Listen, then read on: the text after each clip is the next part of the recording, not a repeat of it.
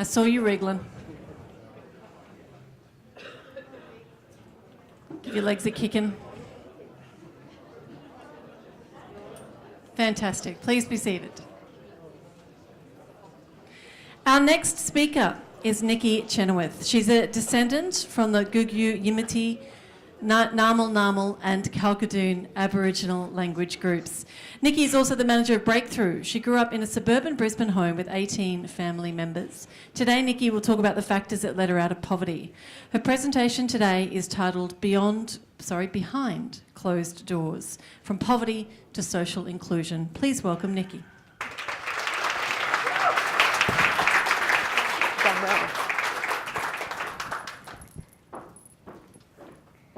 My title's not as glamorous as Amy's, I'm sorry. So firstly, I would like to acknowledge the traditional owners of this land, pay respects to the spiritual connection of this land in which we live and in which we travel.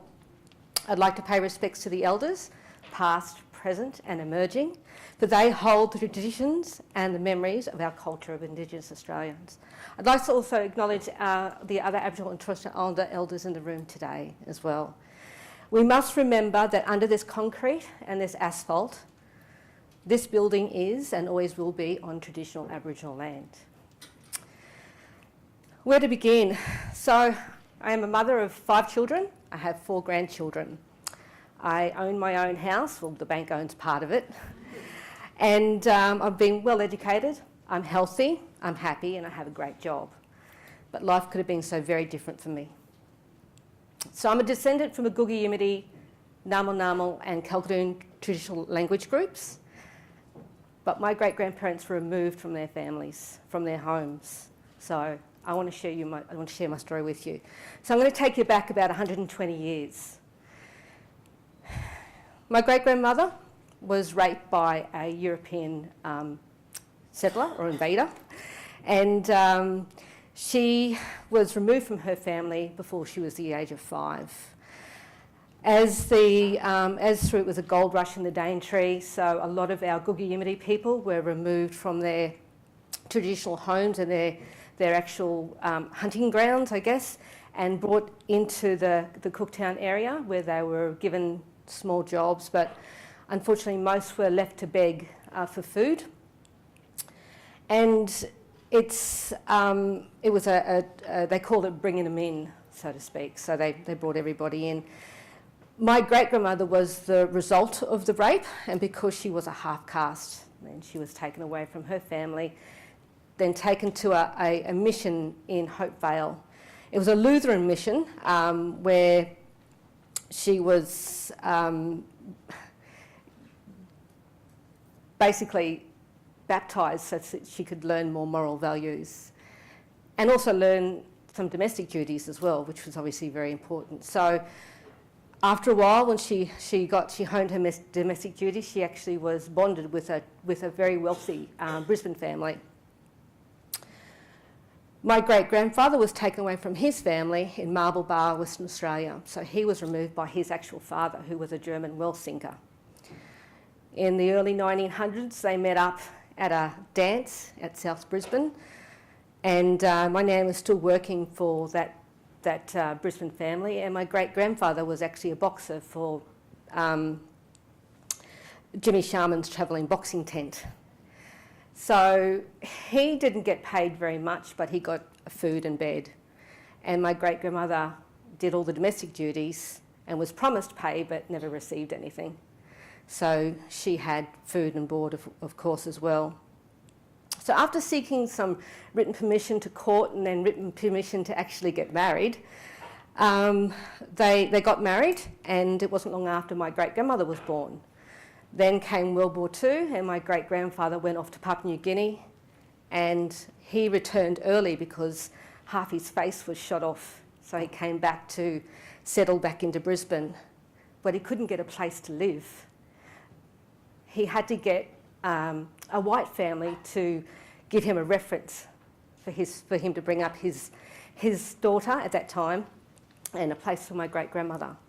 So with the reference and from a white family, they got a place to live at Kelvin Grove. So they had a couple of children, and so let's take you back just past the 1967 referendum. House at Kelvin Grove, 4 kilometres from here, 3-bedroom, 1 sleep out.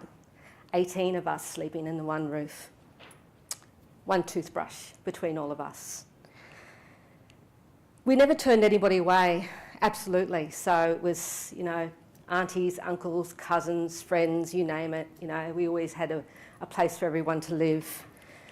Unfortunately, my grandmother was as an alcoholic, so hence my mum was one of 12, so her 7 sisters and 4 brothers stayed with my great-grandmother and they brought them up. I was about 8 years old when I noticed there was a bit of a cycle happening with my aunties and my uncles.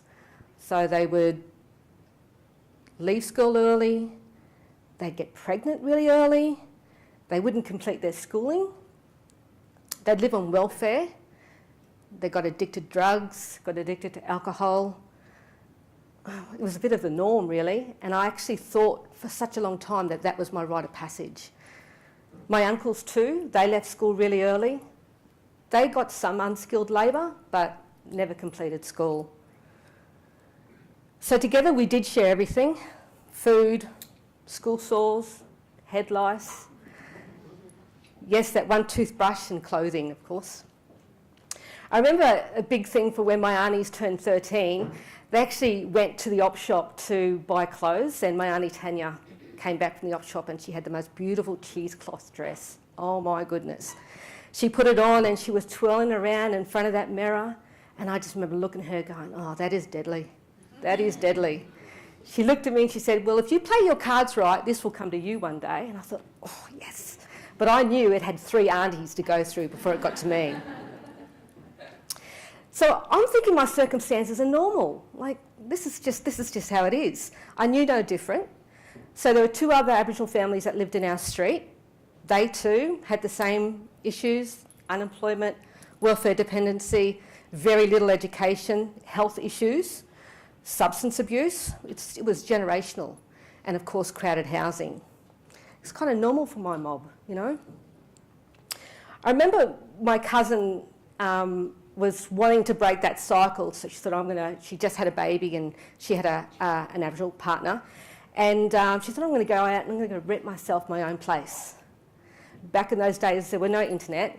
It was the newspaper. So you'd go through the newspaper and you'd have a look at the rentals. You'd pick out a rental, and usually a phone number. You'd give them a call and say, oh, you know, I'm interested in coming and see the house and blah, blah, blah. Yeah, no worries. Come down, grab the key. So off she trots with her baby in tow, and her Aboriginal partner that was conceivably quite a lot darker than she was, and they got down to the reception desk, and the face of this lady behind the reception desk is like, no, sorry, no, it's not available anymore. She said, but I just rang about an hour ago. Sorry, it's just not available. And I think that for me was the first moment where I realised what discrimination was. I was kind of a bit sheltered in my house of 18 people. I didn't really know what that was until that actual story. So, you know, this is not about a woe is me story. My life actually changed because I had some amazing people that came into my life to help me make a difference. I had support of some amazing neighbours, non-Aboriginal neighbours, white families, that gave me some amazing mentoring and support. It's almost stealth-like. I actually didn't even know it was actually happening, which was great. And there were acts of kindness and care and mentoring that actually helped me make a change. So the first couple I call the mad scientists, and there's a reason for that. I got to know them a bit. Well, they were mad gardeners and stuff, and I'd come home in the afternoons and they'd still be in their gardens and pottering around, and me being inquisitive, I used to ask all sorts of questions, and they were so knowledgeable about plants and animals and insects and telling me all sorts of wonderful stories, and I got to know them really well. And then one day they said, do you want to come upstairs and have a look at my collection? I'm going, okie dokie, yeah, all right, I'll come up and have a look. I remember going inside their lounge room, and every space available on tables and walls and everywhere were these like glass cabinets. And inside these glass cabinets were these insects, their arms and their legs stretched out, pinned like that. I'm thinking, oh my goodness, they're into like sacrifice or something. And I'm looking around going, okay, how am I going to get out of here? But there was something so incredibly interesting about these boxes, and it wasn't just what was in the boxes, it was the information that came with it. So as I'm walking around, I'm totally mesmerised by these like thousands and thousands of insects. They imparted this knowledge. They share with me everything from the migration of butterflies to the life cycle of cicadas. And of course now I know they were entomologists, so I didn't realise that at the time. But the other wonderful thing that happened was, as they were actually sharing this information with me, on a little table in the room was placed a Vegemite sandwich and a glass of milk. And with a little, there's your afternoon tea, Mrs. Mad Scientist, I would call her. They didn't actually ask me if I wanted anything, because I think they knew I was too ashamed to ask. But I was not going to give up a fresh sandwich on fresh bread and milk that did not come from a tin. So there was also another family that made a huge impact in my life, and I think this is where my love of literature came from. It was an English teacher and her family moved just down the road. I call them the family of M. So the young girl, her name was Michelle. She was a little bit older than me, early high school. And I remember when I befriended her and she asked me to come upstairs to have a look at, their house and whatever. I walked into one of the rooms and there was books everywhere. I had never ever seen so many books. And I'm thinking, oh my God, am I in the Queensland State Library? This is awesome.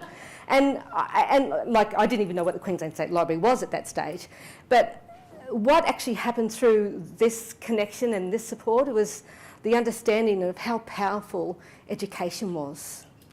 So, and it was great because Michelle's mum being a English teacher, and maybe she saw something in me, and maybe it's because my eyes were so wide open and this thirst of knowledge that was obviously there, where she would start reading books to me. And before long, I was reading them myself.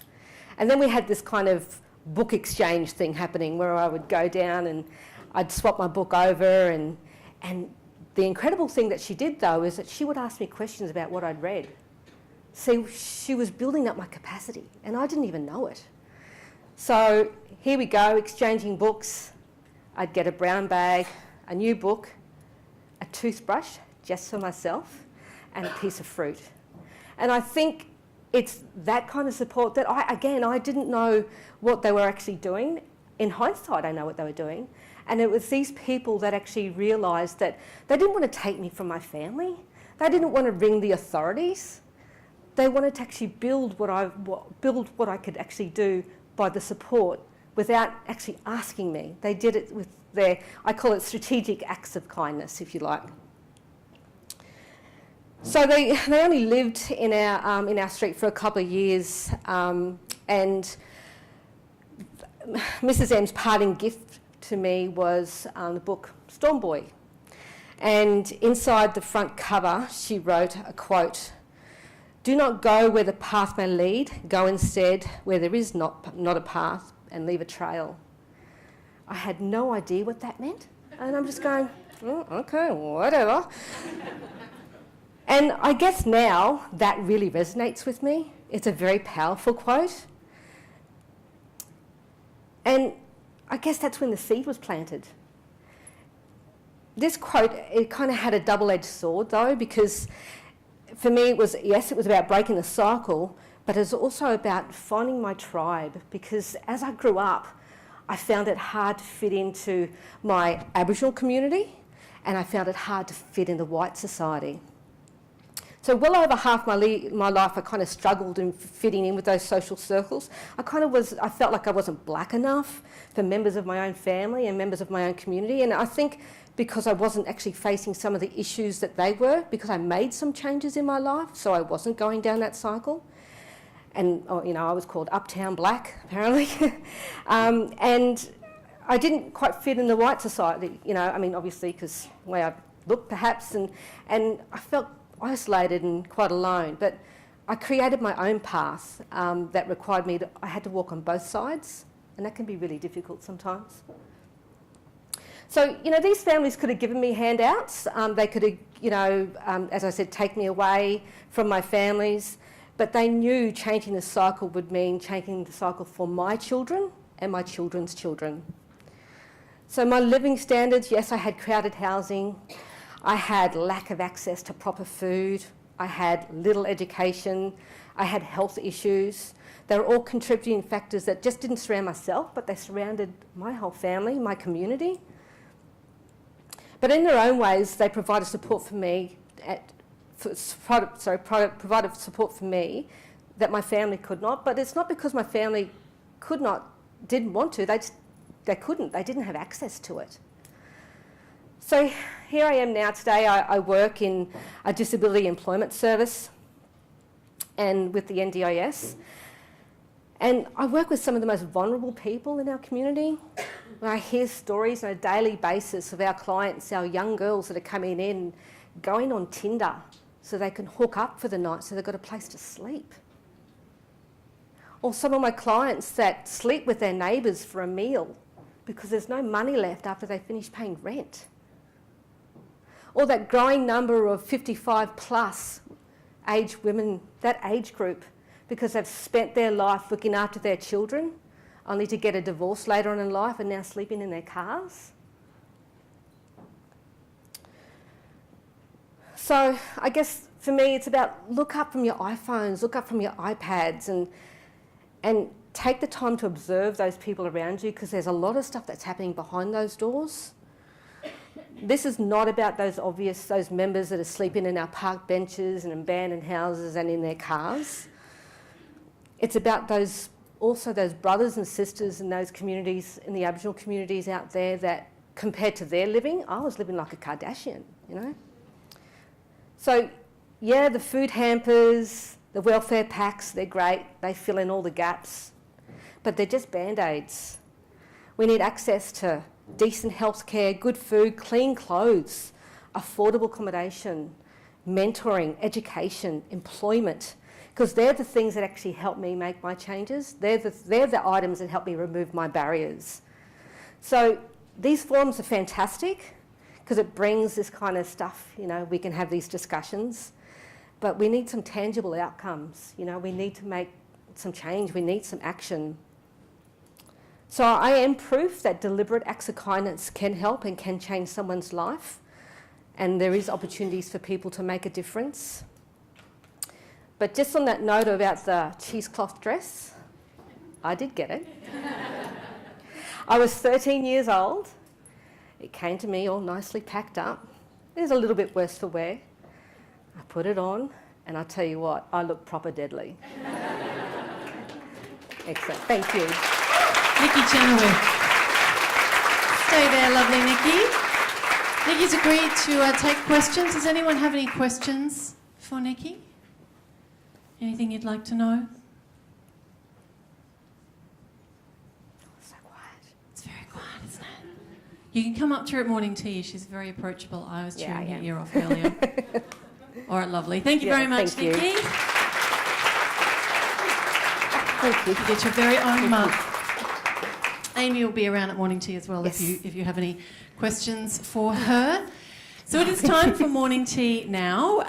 We would like to thank our sponsors, the Department of Housing and Public Works, the Residential Tenancies Authority, the Services Union and Info Exchange, showcasing the Ask Izzy app. Please also check out the Flawlessly You stand with self-made products made by Sarah Almazri, and we'll be hearing from Sarah later today. So please visit all the stands, have something to eat. It is now 5:02, so at 5:15 we will resume. So we'll see you back here shortly.